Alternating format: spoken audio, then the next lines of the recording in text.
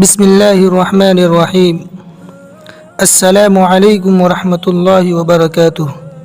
سامعین و ناظرین، خلیفہ ہارون الرشید عباسی خاندان کا 5ویں خلیفہ تھے۔ عباسیوں نے طویل عرصے تک اسلامی دنیا پر حکومت کی، لیکن ان میں شہرت صرف ہارون الرشید کو نصیب ہوئی۔ ہارون الرشید کے دور میں ایک بار بہت بڑا قحط پڑ گیا۔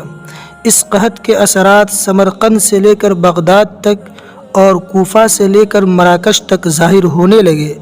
ہارون الرشید نے اس قحط سے نمٹنے کے لیے تمام تدبیریں آزما لی۔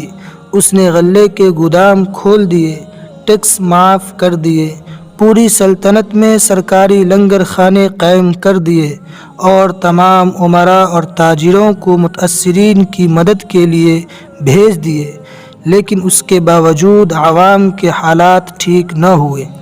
ایک رات ہارون الرشید شدید ٹینشن میں تھا، اسے نیند نہیں آ رہی تھی۔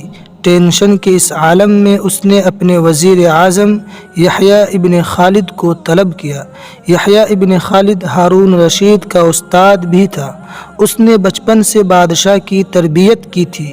ہارون الرشید نے یحییٰ خالد سے کہا، استاد محترم، آپ مجھے کوئی ایسی کہانی، کوئی ایسی داستان سنائیں جسے سن کر مجھے قرار آ جائے۔ یحییٰ ابن خالد مسکرایا اور عرض کیا، بادشاہ سلامت، میں نے اللہ کے کسی نبی کی حیات طیبہ میں ایک داستان پڑھی تھی۔ داستان مقدر، قسمت اور اللہ کی رضا کی سب سے بڑی اور شاندار تشریح ہے۔ آپ اگر اجازت دیں تو میں وہ داستان آپ کے سامنے دہرا دوں۔ بادشاہ نے بے چینی سے فرمایا، اے استاد، فوراً فرمائیے، میری جان حلق میں اٹک رہی ہے۔ یحییٰ خالد نے عرض کیا، کسی جنگل میں ایک بندریا سفر کے لیے روانہ ہونے لگی۔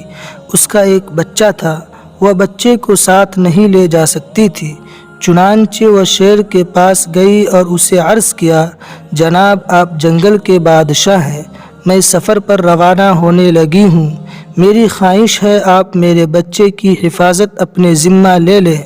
شیر نے حامی بھر لی۔ بندریا نے اپنا بچہ شیر کے حوالے کر دیا۔ شیر نے بچے اپنے کندھے پر بیٹھا لیا۔ بندریا سفر پر روانہ ہو گئی۔ اب شیر روزانہ بندر کے بچے کو کندھے پر بیٹھاتا اور جنگل میں اپنے روزمرہ کے کام کرتا رہتا۔ ایک دن وہ جنگل میں گھوم رہا تھا کہ اچانک آسمان سے ایک چیل نے ٹائی لگائی، شیر کے قریب پہنچی، بندریا کا بچہ اٹھایا اور آسمان میں گم ہو گئی۔ شیر جنگل میں بھاگا دوڑا، لیکن وہ چیل کو نہ پکڑ سکا۔ یحییٰ خالد رکا، اس نے سانس لیا اور خلیفہ ہارون الرشید سے عرض کیا، بادشاہ سلامت، چند دن بعد بندریا واپس آئی اور شیر سے اپنے بچے کا مطالبہ کر دیا۔ شیر نے شرمندگی سے جواب دیا، تمہارا بچہ تو چیل لے گئی ہے۔ بندریا کو غصہ آ گیا اور اس نے چلا کر کہا، تم کیسے بادشاہ ہو؟ تم ایک امانت کی حفاظت نہیں کر سکتے، تم اس سارے جنگل کا نظام کیسے چلاؤ گے؟ شیر نے افسوس سے سر ہلایا اور بولا، میں زمین کا بادشاہ ہوں، اگر زمین سے کوئی آفت تمہارے بچے کی طرف بڑھتی تو میں اسے روک لیتا، لیکن یہ آفت آسمان سے اتری تھی اور آسمان کی آفتیں صرف اور صرف آسمان والا روک سکتا ہے۔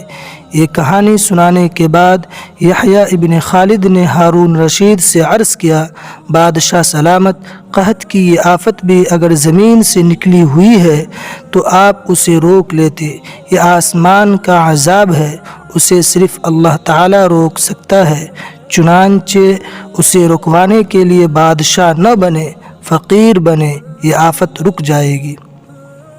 سامعین و ناظرین، دنیا میں آفتیں دو قسم کی ہوتی ہیں، آسمانی مصیبتیں اور زمینی آفتیں۔ آسمانی آفت سے بچنے کے لیے اللہ تعالیٰ کا راضی ہونا ضروری ہوتا ہے، جبکہ زمینی آفت سے بچاؤ کے لیے انسانوں کا متحد ہونا، وسائل کا بھرپور استعمال اور حکمرانوں کا اخلاص درکار ہوتا ہے۔ یحییٰ ابن خالد نے ہارون الرشید کو کہا تھا، بادشاہ سلامت، آسمانی آفتیں اس وقت تک ختم نہیں ہوتی جب تک انسان اپنے رب کو راضی نہیں کر لیتا۔ آپ اس آفت کا مقابلہ بادشاہ بن کر نہیں کر سکیں گے، چنانچہ آپ فقیر بن جائیے، اللہ کے حضور گر جائیے، اس سے توبہ کیجیے، اس سے مدد مانگیے۔ دنیا کے تمام مسائل اور ان کے حل کے درمیان صرف اتنا فاصلہ ہوتا ہے جتنا ماتھے اور جائے نماز میں ہوتا ہے، لیکن افسوس ہم اپنے مسائل کے حل کے لیے 7 سمندر پار تو جا سکتے ہیں، لیکن ماتھے اور جائے نماز کے درمیان موجود چند اینچ کا فاصلہ طے نہیں کر سکتے۔ سامعین و ناظرین، اگر یہ ویڈیو آپ کو پسند آئے تو لائک کیجئے، سبسکرائب کیجئے اور اپنے دوستوں اور رشتہ داروں پر تک پہنچائیے۔